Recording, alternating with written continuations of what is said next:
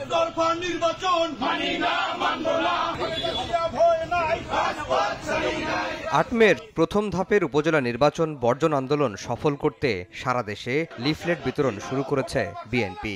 ভোটারদের ভোট কেন্দ্রে যাওয়া থেকে নিরুৎসাহিত করতে জেলা উপজেলায় কর্মী সভা করছে দলের সাংগঠনিক টিম। শুধু নেতাকর্মী নয়, আত্মীয় স্বজনরাও যেন ভোট দিতে না যায় সেই বিষয়টিও নিশ্চিত করতে নির্দেশনা দেওয়া হয়েছে দল থেকে।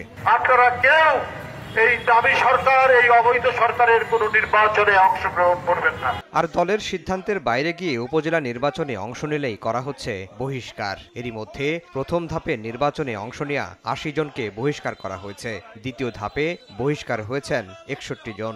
বহিষ্কৃত প্রার্থীদের সহযোগিতা করলেও তাদের বিরুদ্ধে সাংগঠনিক ব্যবস্থা নেওয়ারও হুঁশিয়ারি দিয়েছে দলটি।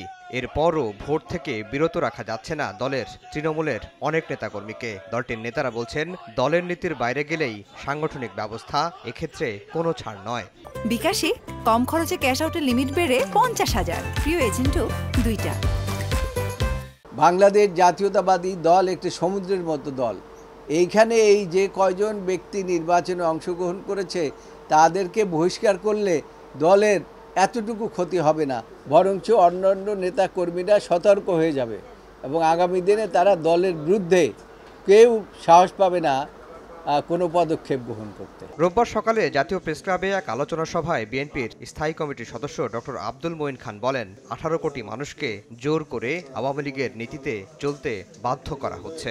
যেখানে একই লাইনে আওয়ামী লীগের নীতি অনুযায়ী, কথা অনুযায়ী, বক্তব্য অনুযায়ী, চিন্তাধারা অনুযায়ী বাংলাদেশের ১৮ কোটি মানুষকে একই লাইনে চলার জন্য যেখানে বাধ্য করা হয়, সেখানে সংবাদপত্রের স্বাধীনতা থাকতে পারে।